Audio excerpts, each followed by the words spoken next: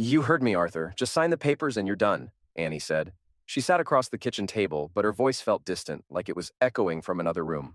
It started that afternoon. I came home from work to find her already seated, a half-empty bottle of Chardonnay and a single wine glass in front of her. She didn't pour one for me. Her expression was set, cold, and resolved. I knew then this wasn't a conversation, but a final decision. I sat down across from her. She didn't ask how my day was. No greeting, no hesitation. Just, "I'm leaving you, Arthur." She had found her soulmate. His name was Paul, someone from work who made her heart sing, a phrase that landed like a slap. After 25 years, 2 kids, and a paid-off house, I was suddenly unnecessary. I should have felt something. Rage, despair, but mostly I felt numb. Her words blurred, distorted, like she was underwater. Our life flashed in fragments. High school sweethearts, college, Sally born 6 months after the wedding, solid jobs, mortgage paid off, vacations, photo albums, decent savings. We said, "I love you," maybe out of routine, but we said it. We were a quiet, steady pair. I thought we were still headed toward retirement together, but not anymore. She kept talking. Justifications, blame, explanations. Arthur, look at me!" It took effort to meet her eyes. The kitchen looked dim, though the lights were on. I felt detached, like I was watching someone else live this. "You must sign these," she said, jabbing at the divorce papers in front of me. Her voice sliced through my haze, but I still couldn't move. She grew more agitated, her face twisting with anger. Then she slapped me. It wasn't the sting I remember, but the idea of it, the certainty of the mark it left. Still, I didn't react. I couldn't. She grabbed her purse, the door shut behind her. Through the window, I watched her taillights fade. Moments later, another car pulled up. She got in without hesitation. It didn't linger. Just turned the corner and disappeared, taking her to Paul, to whatever life she'd planned, leaving the papers behind like a final act. The silence was the first thing that hit me. Usually, coming home from uni meant background noise. The TV murmuring, Dad puttering in the garage, Mom on the phone. Today, the house felt unnervingly still, holding its breath. Lights blazed in the kitchen and living room, painting sterile squares on the lawn as dusk settled. Dad's practical sedan was in the driveway, but Mom's SUV was gone. Unease prickled my skin. I pushed open the front door. "Dad? Mom!" My voice sounded too loud in the quiet. Dropping my heavy backpack onto a dining chair with a thud, I walked towards the kitchen, the source of the light, and stopped dead. Dad was sitting at the table, exactly where I'd often find him reading the paper, but utterly, terrifyingly still. He wasn't reading. He wasn't looking at anything. His gaze was fixed on some point beyond the kitchen wall, his eyes wide, unfocused, almost milky, like a doll's eyes. Dried tracks, like tears that had evaporated, stained his cheeks, but he wasn't blinking. A thin thread of saliva escaped the corner of his slack mouth, darkening a patch on his shirt. On the table before him lay a stack of crisp documents, littered with bright yellow "Sign Here" flags. Across from him, my mother's favorite Chardonnay stood open, the glass beside it almost empty. Panic seized me, cold and sharp. "Dad?" I reached out, my hand trembling, and touched his shoulder. "Dad, hey!" No response, not a twitch. I rounded the table, crouching to look directly into his face. The blankness there stole my breath. "Dad, wake up, Dad!" Tears welled, hot and urgent.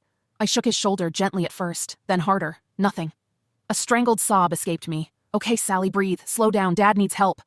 My fingers fumbled with my phone, dialing 911. My voice shook as I explained. My father, Arthur Smith, unresponsive.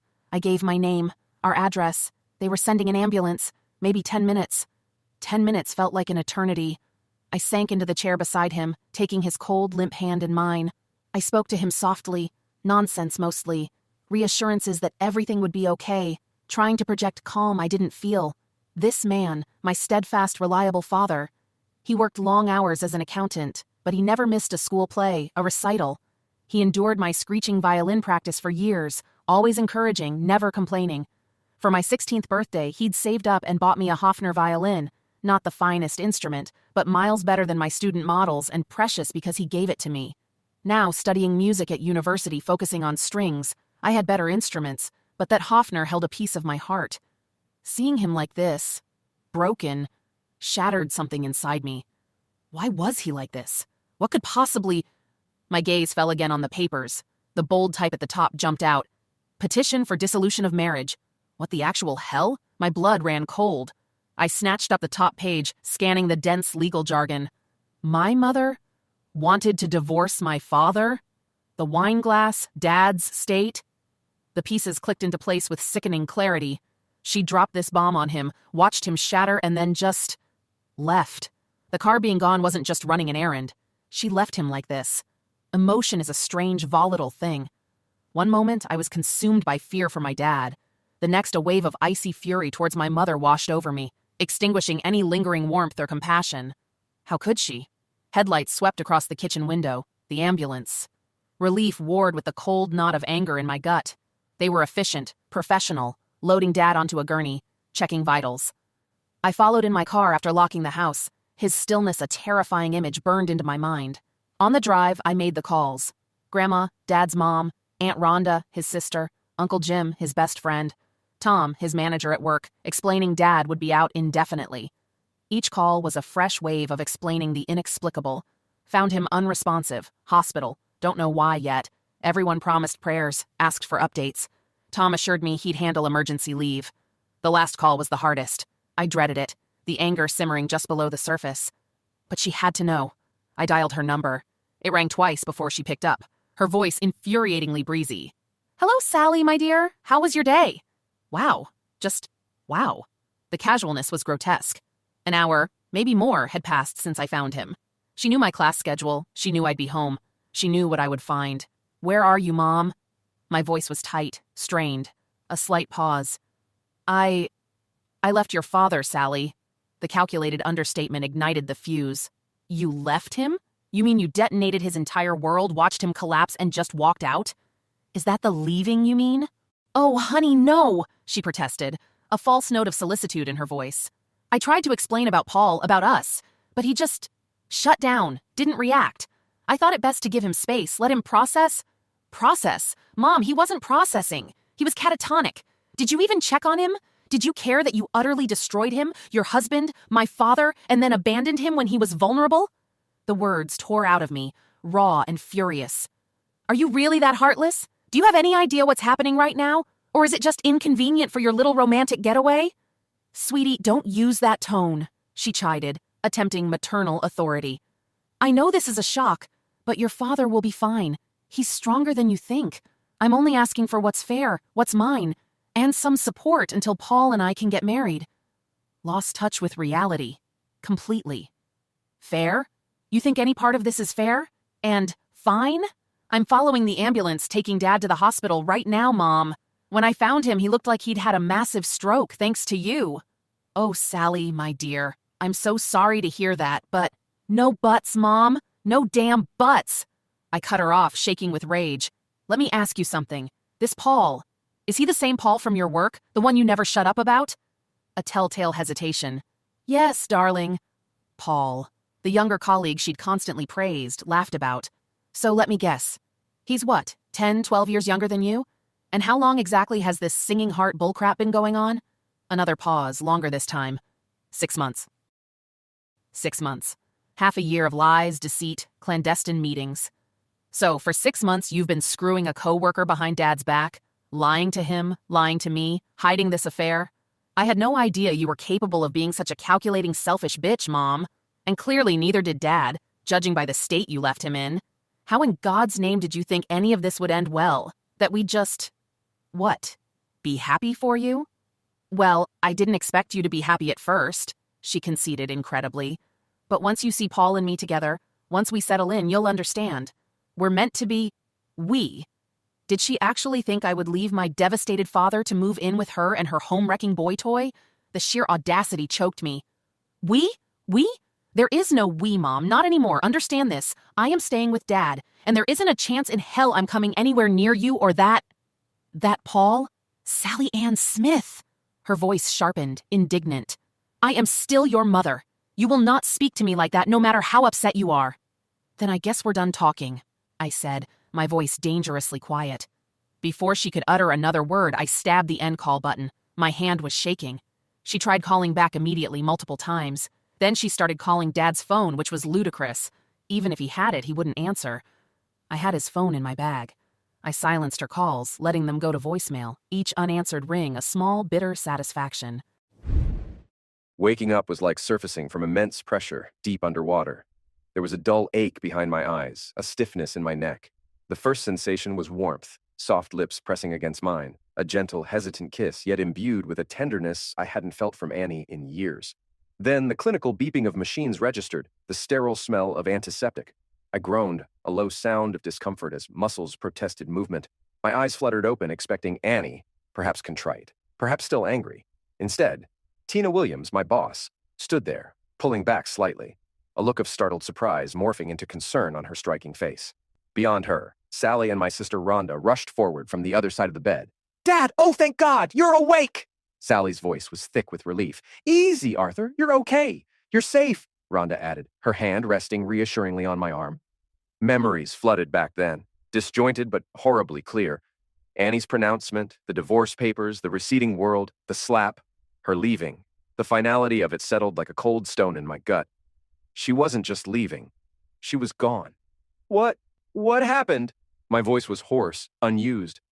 Over the next hour, the three women pieced together the nightmare. Sally finding me unresponsive, calling the emergency. The divorce papers revealing Annie's months-long affair. Annie's subsequent callousness, her threats to Tina over frozen finances, her complete lack of inquiry about my condition. "How long?" I managed to ask. "2 weeks, Arthur," Rhonda answered gently. "You've been unresponsive for 2 weeks. 2 weeks? Lost time." My eyes found Tina's, remembering the kiss. "Tina, did you?" She blushed, a becoming pink spreading across her high cheekbones. "Yes. Sorry, Arthur. I was just heading back to the office, saying goodbye." A weak smile touched my lips. "No, it's okay. Pretty effective wake-up call. Maybe even nice. A strange thought under the circumstances. Guess I'm back on the market, huh?" The attempt at humor felt brittle. The following hours were a blur of medical personnel. Doctors poked and prodded, nurses drew blood, wheeled me off for MRIs and cognitive tests. Tina canceled her afternoon meetings, staying put alongside Sally and Rhonda. A psychologist came by asking gentle questions. I recounted the confrontation with Annie, the sensory shutdown, the feeling of paralysis, the slap. The detail about her hitting me while I was incapacitated drew sharp intakes of breath from Sally, Rhonda, and even Tina, whose expression hardened ominously. "Dad, what time do you think she confronted you?" Sally asked, her brow furrowed. "Around 5, I guess. Why, honey?" "Because I got home after 7:30, she said grimly. "She must have left you alone like that for over 2 hours. The psychologist nodded gravely. It's not unheard of, sadly, for individuals experiencing acute emotional trauma or shock to enter a dissociative state. The physical blow while unresponsive and the subsequent abandonment that clearly constitutes neglect, possibly mistreatment. Rhonda suddenly interjected. "Arthur, remember Billy Johnson, the older kid who used to bully you in the park?" I nodded slowly. "Mom and Dad told me once they found you just lying on the grass, completely out of it after he'd been teasing you. Took you home, put you to bed. You woke up the next morning fine. They never thought much of it, but..." "Yeah, I remember," I murmured. "Billy pushed me down. Everything went fuzzy. Woke up in my bed. It seems plausible," the psychologist mused, "that a similar, albeit much more severe, protective mechanism kicked in when faced with overwhelming emotional distress. The mind is complex, but," he added, smiling gently at the women surrounding my bed, "with this support system, I suspect you'll recover well." He left, and fatigue washed over me, heavy and profound, despite the 2 weeks' sleep. I convinced the women to go home, promising to call if I needed anything. Rest. I needed rest, and time to process the crater Annie had blasted into my life. The next couple of days were about regaining strength. Tina, ever efficient, brought my work laptop, assigning simple tasks, just to keep your brain engaged, she'd said with a wink. Rhonda visited daily, armed with amended divorce papers and documents requiring my signature. She was now officially my lawyer, her usual sisterly affection sharpened by a lawyer's predatory focus when discussing Annie. She hired a shark, Arthur, but a sloppy one. Charges a fortune. "You've got the best, and with a 100% family discount." She'd grinned fiercely. Rhonda also brought Detective Karen Hill, a sharp, observant woman who questioned me thoroughly about the events leading up to my collapse, focusing on Annie's actions and words. Her report, she assured us, would be forthcoming. Rhonda advised leaving any potential charges against Annie entirely in her hands, for now. On the afternoon of the second day post-awakening, I was discharged. Sally drove me, but Tina met us at the hospital entrance, her presence a surprising comfort. She helped Sally get me settled into her spacious, comfortable SUV. That evening, Tina stayed for dinner, take out pizza, eaten casually in the living room. She helped clean up, lingered to watch a mindless sitcom with us. As she prepared to leave, Sally gave her a hug. I walked her to her car, the newly awkward silence stretching between us. "Tina, thank you," I said, the words inadequate. For everything, the hospital visits, keeping Sally sane, just being here. I don't know how to repay you. She turned, smiling under the porch light, her blue eyes sparkling. Well, she said lightly, maybe in a few weeks when you're feeling up to it. You could take me out to dinner? Maybe dancing? My heart did a strange little lurch. Discharged hours ago and already navigating potential dating territory. But it was Tina. Strong, kind, beautiful Tina, whose kiss had apparently jolted me back to reality. Okay, I managed, feeling my cheeks warm. Next Friday gives me almost 2 weeks to practice being vertical. She nodded, her smile widening. Then, unexpectedly, she stepped closer and hugged me, a firm, warm embrace that lingered just a fraction longer than strictly friendly. I felt a jolt, a connection that went beyond boss-employee or concerned friend. As she got into her car, I caught myself wondering, ridiculously, what that woman I'd been married to for 25 years was even doing right now. Her name felt foreign, disconnected from the man I was becoming in the wreckage. Life settled into a new, tentative rhythm. Sally, Rhonda, and Tina formed a protective cordon around me. Rhonda handled the increasingly messy divorce proceedings. Annie, apparently spurred on by Paul, was making outlandish demands, 60% of assets, hefty spousal support, even trying to claw back past bonuses from Tina's company. Rhonda dealt with it ruthlessly, a single, steely phone call to Annie's lawyer, seemingly shutting down the most ridiculous claims. My Friday nights with Tina became a fixed point. Sally often babysat Tina's 8-year-old daughter, Clarissa, giving us space. We went to quiet restaurants, took walks, talked for hours. We kept things platonic, a hand held across the table, a brief hug goodnight. But the undercurrent was undeniable, a slow burn building between us. I returned to work, easing back into my accounting role. The office buzzed with quiet speculation about Tina and me, but mostly people were just glad to see me back, albeit slightly more subdued than my usual office clown persona. Tom, my direct manager, discreetly ensured professional boundaries were maintained. About 3.5 months after I woke up, Rhonda confirmed the divorce would be finalized the following Thursday. No trial, just paperwork. Annie, however, requested a final meeting. To talk, she'd stipulated, the day before the decree became official. Reluctantly, I agreed. She would come to the house, see Sally and me. I took the afternoon off, preparing lamb chops, dumplings, and gravy, an old family favorite, hoping familiar food might smooth the jagged edges of the conversation. Sally got home around 5:30, showered and changed. The doorbell rang just before 6. Standing on the porch was Annie, and I recoiled internally. The woman I remembered, even in her anger a few months ago, was gone. Annie had always been attractive, curvy, carrying a few extra pounds she perpetually fussed over but wore well. Great figure, vibrant energy. The woman before me was inflated, significantly overweight, her face puffy with jowls, her familiar curves lost beneath the layers of loose, shapeless clothing. A heavy belly strained against the fabric of her pants. The change was shocking, almost grotesque. My surprise must have shown. She winced but didn't comment as I numbly invited her in. We sat in the living room, an awkward silence punctuated by my offer of wine, which she accepted readily. Small talk faltered. She asked about work, if I was taking care of myself. I returned the pleasantries, biting back any comment on her appearance. It's what Paul wants, she mumbled, noticing my gaze, answering the unspoken question. He didn't like me skinny, said he prefers more cushion. She shrugged, a gesture devoid of its former vivacity. I frowned. Despite everything, a flicker of concern for her health remained. 25 years don't vanish overnight. You don't approve, do you? She asked, her voice flat. No, Annie, I don't, I said honestly. When we were together, you were healthy, vibrant. Frankly, your appearance is shocking. You don't look well. If things weren't the way they are, I'd be worried. But, I added, the hardness returning, you made your choices. Her face fell. You and Sally, you're fine without me, aren't you? We're managing, I conceded. A part of me will always care, Annie. But when you walked out of here leaving me potentially dying on the floor, I let the sentence hang. She sighed, looking down at her hands. I deserved that. I did a terrible thing, didn't I? Yes, Mom, you did. Sally appeared in the doorway, her voice cold as ice. She'd showered and changed, but her anger hadn't dissipated. You did a damn terrible thing. You blew up our family, abandoned Dad when he was helpless, and walked away without a backward glance. I honestly can't believe Dad even let you step foot in this house tonight. Sally, calm down, I interjected, though I shared her sentiment. Your mother knows the situation. She asked for this meeting. Let's try to be civil. Sally subsided, but her glare remained fixed on Annie, radiating hostility. Dinner was a tense affair, punctuated by the clinking of silverware and unspoken resentment. Sally picked at her food, her gaze never leaving her mother's face. After the plates were cleared, Annie turned to Sally. Sally, I wanted to talk to you alone first. No, Sally stated flatly, definitively. Whatever you have to say, you can say it in front of Dad. Annie looked momentarily taken aback, then nodded, resigned. She took a deep breath. Okay, Sally, I wanted to ask you to forgive me for what I did. I handled everything terribly wrong. No matter what's happened between your father and me, I don't want to lose my daughter. She glanced at me. There's something else, but I'd rather. Mom, Sally cut her off firmly. If you can't say it to both of us, I don't want to hear it. Without waiting for a response, Sally stood abruptly and walked out of the room. A moment later, her bedroom door slammed shut upstairs. I hoped this would go better, Annie murmured, mostly to herself. Given the circumstances, I think it went about as well as could be expected, I replied coolly. She looked up, surprised I'd heard. Really? Yes, really, I sighed, leaning back. Annie, you need to understand the reality here.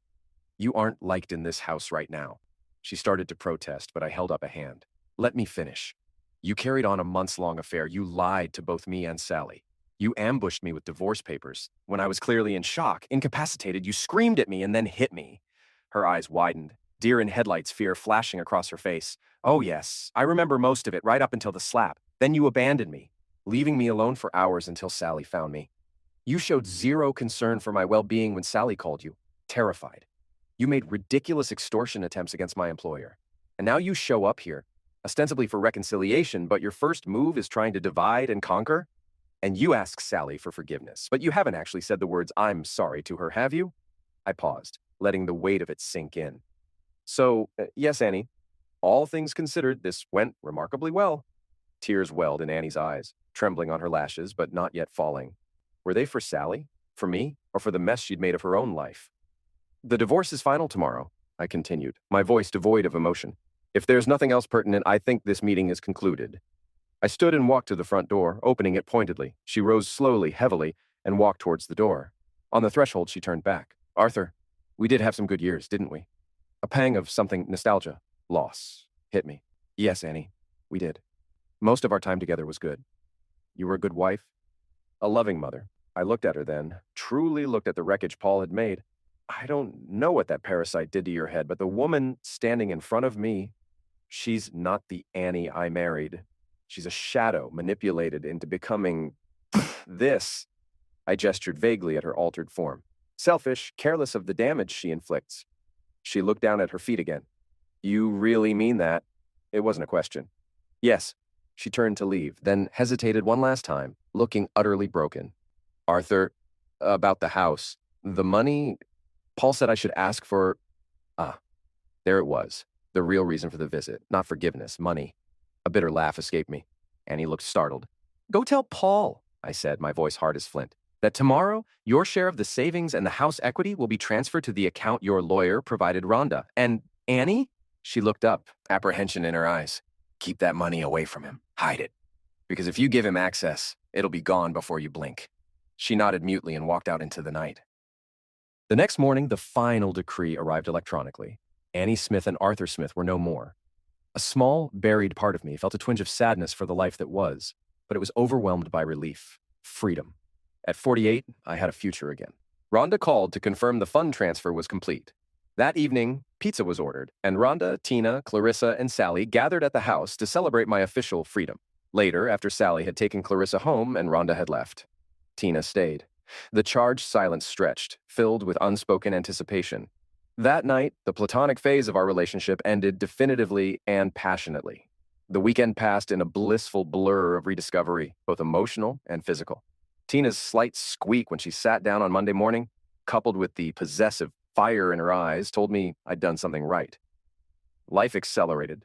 Clearing out the last vestiges of Annie's presence from the house felt cathartic. One rainy Saturday, tackling boxes piled in the spare room closet, I unearthed my old desktop computer from college days, long since replaced and forgotten. Mostly junk on it, old essays, grainy photos, but then curiosity piqued. I booted it up, the old machine groaning in protest. I remembered dabbling in cryptocurrency years ago, buying something called Bitcoin on a whim when it was practically worthless, more as a tech novelty than an investment. I'd stored the wallet details on this machine, then completely forgotten when I upgraded. Finding the wallet file was easy. Accessing it was another matter. Password protected. Hours passed, trying old combinations, pet names, significant dates. Nothing. Frustration mounted. I was about to give up, ready to haul the ancient tower to the recycling center, when a random memory fragment surfaced. A complex passphrase tied to an obscure sci-fi novel I had loved back then. My fingers flew across the keyboard. Access granted. My heart hammered against my ribs. The wallet opened. A string of characters, and then the balance. It took a moment to register. The number of bitcoins wasn't huge, but the current market value. I quickly pulled up an exchange site on my laptop, plugged in the number. The dollar figure that flashed back seemed impossible. I checked another exchange, then another. My hand started shaking. I felt sweat prickle my forehead. $37,248,910. $37 million. I leaned back against the wall, sliding down until I was sitting on the floor, the dusty old computer tower humming beside me. Disbelief warred with a dawning, terrifying realization. I was rich, staggeringly, life-alteringly rich. A hysterical giggle escaped me, quickly choked off. Years ago, a forgotten digital gamble, now a fortune. The irony was staggering. Annie had left me for pennies, metaphorically speaking, while millions sat dormant on a relic in the closet. The world tilted slightly. This changed everything. Telling Sally was surreal. I sat her down, showed her the screen. Her eyes went wide, her jaw dropped. Dad, is that real? Disbelief, then shock. Then a slow, wondering smile spread across her face. Oh my God, Dad, oh my God!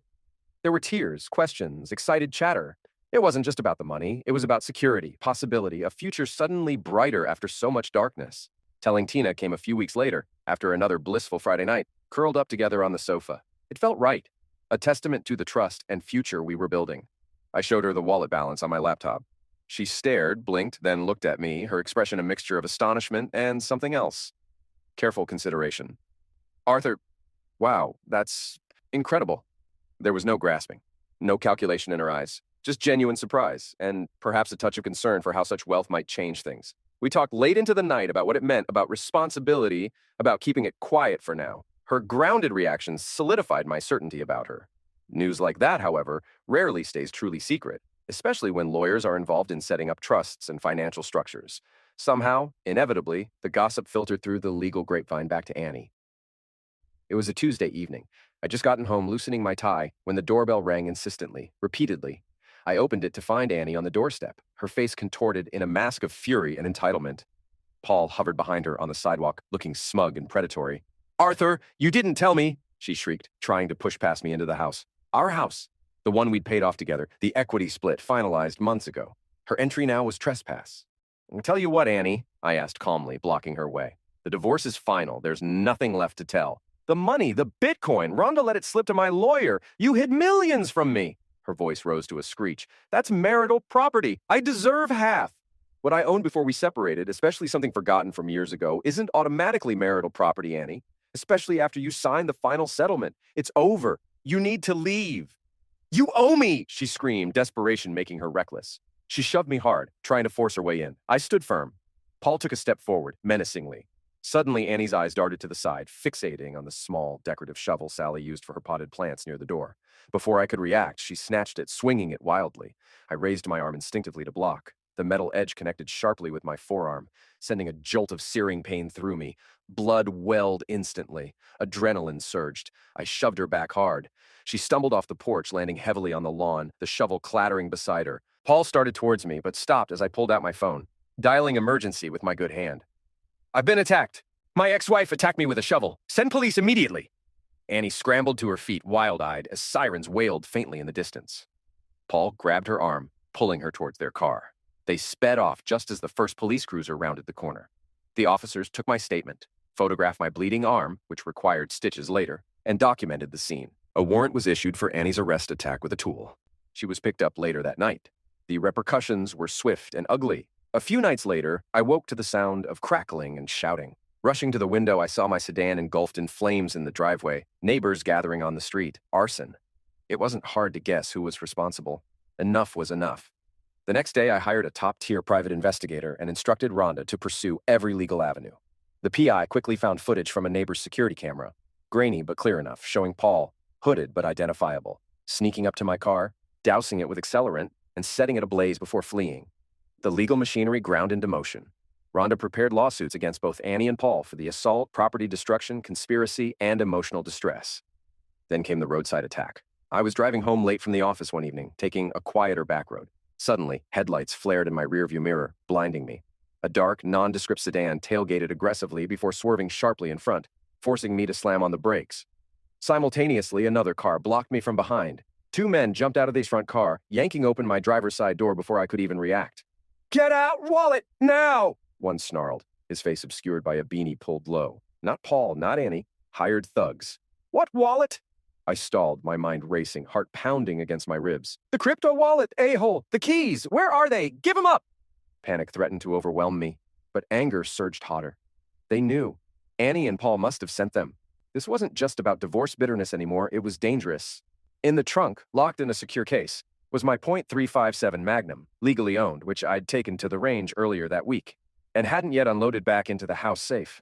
A risky thought, but maybe my only chance. Okay, I stammered, feigning terror. It's in the trunk, in a briefcase. The second thug, keeping an eye on the road, grunted. "Get it, quick!"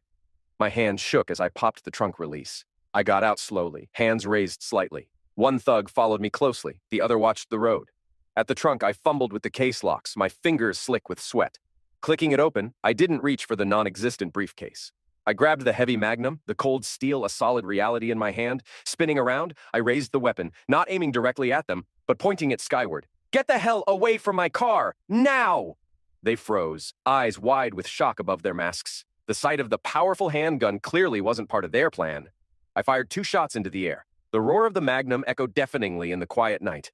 That broke their nerve. They scrambled back into their sedan, tires screeching as they executed a clumsy U-turn and sped off into the darkness. The car behind me peeled out in the opposite direction. Shaking uncontrollably, adrenaline turning my legs to jelly, I got back in my car, locked the doors, and immediately called Rhonda, then the PI. The connection was undeniable now. Annie and Paul were behind this, escalating from demands and vandalism to outright violent robbery attempts. The next day, on Rhonda's and the PI's advice, I hired professional security guards for the house. We consolidated all the evidence, police reports from the shovel attack and the arson, the PI's footage of Paul burning the car, my testimony about the roadside ambush, financial records showing Annie's desperation post-divorce settlement depletion, likely by Paul. The attempted robbery, linked back to them through motive and timing, added severe felony charges to their growing list. The legal battle was brutal, but decisive. Annie and Paul, facing overwhelming evidence for assault, arson, conspiracy, and attempted robbery, had little defense. Their lawyers attempted plea bargains, but fueled by the escalating attacks and the threat to my life, I refused any deal that didn't involve significant jail time. Rhonda was relentless in court, presenting a clear narrative of greed, betrayal, and violent desperation.